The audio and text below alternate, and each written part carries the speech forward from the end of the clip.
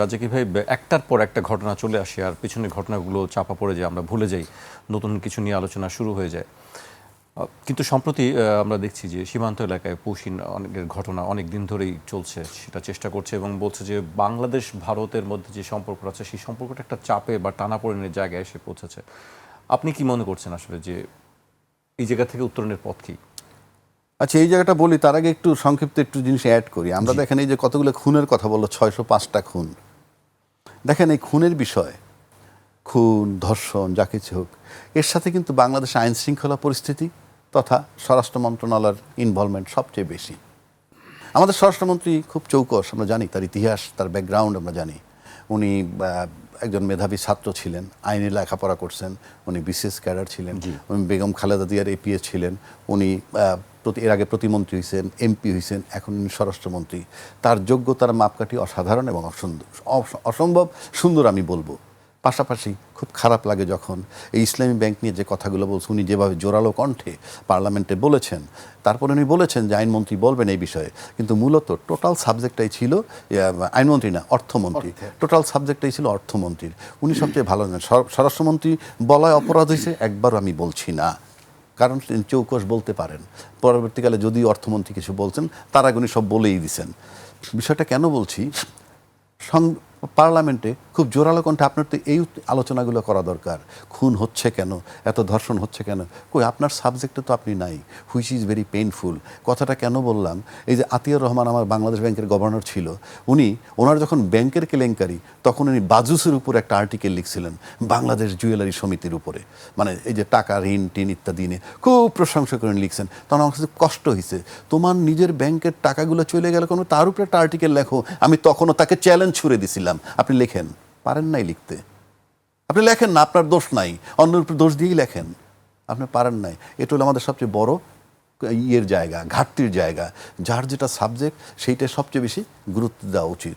এখন আসেন আপনি যেটা সীমান্তের কথা বললেন, সীমান্তের কথা আমরা কি দেখছি, প্রফেসর ইউনূস ক্ষমতা আসার পরই আমরা শুনতে থাকলাম এই যে বাংলাদেশে আমরা একটা নির্বাচিত গণতান্ত্রিক সরকার দেখতে চাই, দায়িত্বশীল সবাই বলেছেন, প্রতিবেশী দেশ বলেন, অন্যান্য দেশ বলেন। তার মানে কি গণতান্ত্রিক সরকার আসলে সব ঠিক হয়ে যাবে, বিষয়টা এরকম। এখন আসেন, যখন ইউনূস সাহেব ক্ষমতায় ছিলেন তখন ওই 5ই আগস্টের পর থেকে কিন্তু আমরা অ্যাটলিস্ট দৃশ্যমান সেটা আমাদের কাছে ছিল ভিসা জটিলতা। ভিসা আমাদের মোটামুটি বন্ধ হয়ে গেল। পায় না যে তা না, নানানভাবে নানান গ্রাউন্ড দিয়া এটার কি বলে চিকিৎসা নামে অমুক নামে যাচ্ছে, খুব বেগ পায়। আমরা ভাবলাম নির্বাচিত সরকার আসলে সব ঠিক হয়ে যাবে। আসলো নির্বাচিত সরকার, সেটা তো ঠিক হইলই না, তার সাথে যুক্ত হলো পুশিন। এটা কিন্তু ইউনূস সরকারের সময় হয় নাই, কিন্তু এই নির্বাচিত সরকার আসার পর পুশিন যুক্ত হইল। এখন পুশিন বিষয়টা তখনও হয়েছে, যাই হোক, কিন্তু ইনফ্যাক্ট এটা হইল ভারতের আভ্যন্তরীণ রাজনৈতিক একটা বিষয়, যে তাদের এটা ইশতেহারে আছে, যারা এই দেশি না তাদেরকে তারা বের করবে। এটা তাদের, যেমন তারা কিছু ভোটার বাদ করছে, 90 লক্ষ ভোটার, এটা মনে করেন তাদের একেবারেই ইন্টারনাল, এটা নিয়ে আমাদের কোনো কথা নাই। কিন্তু সম্প্রতি একটা কথা আসছে যে 4000 লোক নাকি পুশিন করছে অলরেডি, এই ধরনের 5,000 লোক অলরেডি পুশ ইন করছে। এই কথাটা বলছে ওই পার থেকে ওই সরকার, কিন্তু আমরা এখান থেকে আমরা কোনো নিউজ পাই নাই, কোনো পত্রিকায় বোধহয় কোনো নিউজ হয় নাই যে 5,000 লোক পুশ ইন করছে। তাহলে এটা কি আদৌ সত্য নাকি সত্য না? যদি সত্য না হয়ে থাকে, সত্য হলে তো পত্রিকায় লিখতো, আমাদের কাছে কোনো খবর নেই, আপনাদের কাছে কোনো খবর নেই। তার মানে এটা হয়তো আদৌ হয় নাই। এটা এমন হতে পারে যে তাদের আগামী লোকসভা পর্যন্ত, নির্বাচন পর্যন্ত এটা চলমান থাকবে, কারণ তাদের এটা ইশতেহারের মধ্যে আছে যে যারা মানে নাগরিক নয় কিন্তু থাকার যে ক্রাইটেরিয়া আছে, সেই ক্রাইটেরিয়ার বাইরে যারা থাকবে, অমিত শাহ বলেছেন যে 1 কোটি মুসলমানকে বাংলাদেশে পাঠিয়ে তারা, এটা তাদের আভ্যন্তরীণ সিদ্ধান্ত। সুতরাং সেই বিষয়ে আমি তেমন কিছু বলতে চাই না আপাতত। তবে একটা বিষয়, যে বিজিবি নাকি সতর্ক অবস্থায় রয়েছে এবং আমাদের পররাষ্ট্র মন্ত্রণালয় থেকে নাকি 12-13 বার চিঠি লিখছে।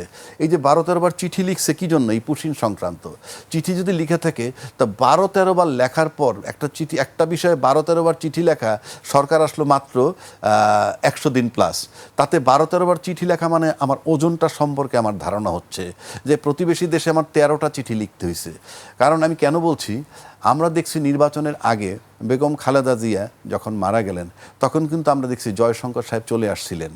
তারপরে আমাদের ভারতের পররাষ্ট্র সচিবও আসছিলেন, তারপরে মোদি সাহেবের চিঠি নিয়ে আসছিলেন, মানে যে তৎপরতা দেখলাম, কিন্তু আফটার ইলেকশন এবং এই যে 100 দিন পার হয়ে যাওয়ার পর ওটা যে রেটে চলার কথা ছিল সেই রেটে আমরা দেখতেছি না।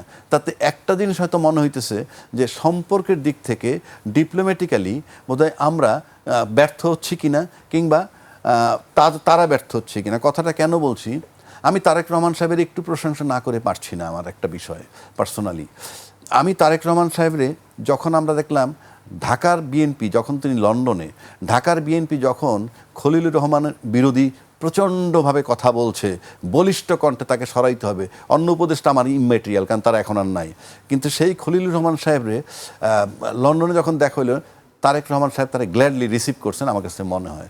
এবং তাকে যে আজকে পররাষ্ট্রমন্ত্রী বানাইছে, আপনি চিন্তা করেন যে আমাদের রাজনীতিতে রাজনীতি আমাদের সাথে দীর্ঘ 20 বছর যাবৎ চলমান মনে করেন, কিন্তু ম্যাচিউরড হয়ে গেছিল এই ইলেকশনের পর। এই গত 24-এর যে নির্বাচনটা হলো 7ই জানুয়ারি, একেবারে সাংঘাতিক ম্যাচিউরড হয়েছে। কারণ ভূ রাজনীতির তামাশা না, ভূ রাজনীতিতে বড় বড় পরাশক্তির গেম হয়।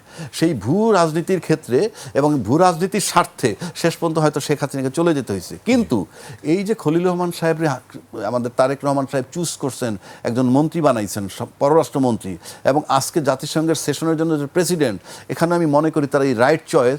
বিএনপির কিন্তু আমরা উচ্চশেখের এক ধাপ আগে গেছে। থার্ড থিংটা বলে দিই যে ওনার মতো একটা চৌকস পররাষ্ট্রমন্ত্রী পাওয়ায়, উনি দেখেন আমেরিকার পরীক্ষিত বন্ধু হিসাবে আইডেন্টিফাইড, বাট উনি কিন্তু একই সময় ভারতে যাচ্ছে, চায়না যাচ্ছে, রাশিয়া যাচ্ছে, আমেরিকায় ম্যানেজ করে। তারেক রহমান সাহেবকে বলবো এই পছন্দটা যেমন আমার কাছে খুব গ্রহণযোগ্য, এবং আপনার পলিটিক্যালি স্টেবল হওয়ার ক্ষেত্রে এরকম চৌকস লোক খুবই জরুরি ছিল, সেটা আপনি চুজ করছেন।